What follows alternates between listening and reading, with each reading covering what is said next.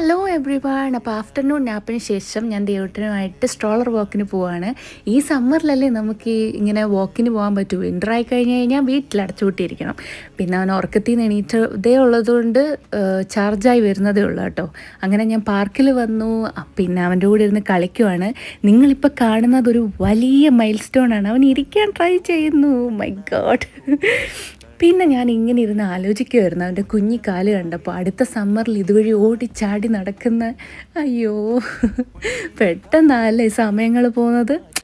അങ്ങനെ കുറേ നേരം അവിടെ ഇരുന്ന് കാറ്റൊക്കെ കൊണ്ടു. പതിവ് പോലെ ചേട്ടൻ വന്നു. ഞങ്ങളെ കൂട്ടി ഒരു കുട്ടി ഷോപ്പിങ്ങിന് പോയി. അവനൊരു പാവേനെ കണ്ടിട്ടുണ്ടല്ലോ, ഭയങ്കര ചിരിയായിരുന്നു.